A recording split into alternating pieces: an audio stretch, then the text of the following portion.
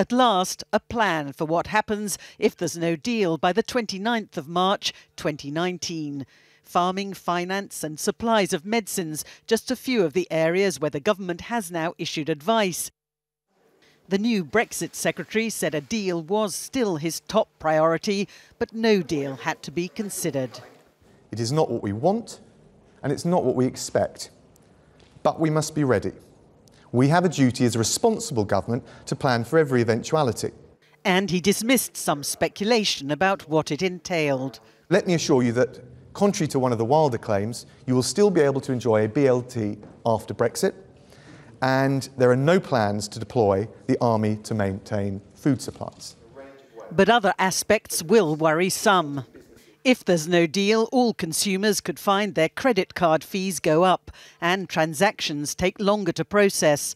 Britons living in the EU may also lose access to banking services, pensions and insurance policies.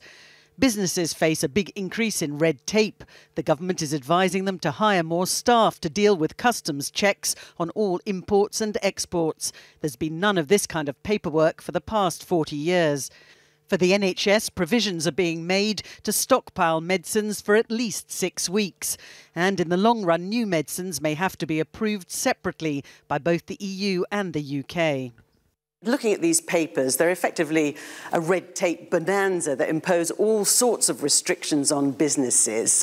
What would you say to business about the prospect of a no deal? Yes, of course, in relation to those in the current trading links with the EU, there will be some extra regulatory changes that they'll need to be advised of. The sensible thing to do is to give practical advice and work with them to make that a success. There was nothing today on how ports might cope with checking new customs declarations, but what detail there was bad enough, says Labour. A no-deal Brexit would be catastrophic for our country, for our economy and many other sectors. And I think being casual about the serious consequences of no deal is the wrong way forward.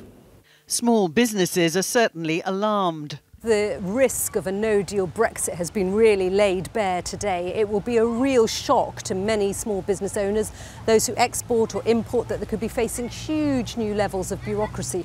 And they're simply not prepared. They don't have in-house customs experts like bigger organisations. A cliff edge for them would be a real disaster. Thank you very much. Walking away without a deal, an option, but is it a viable one?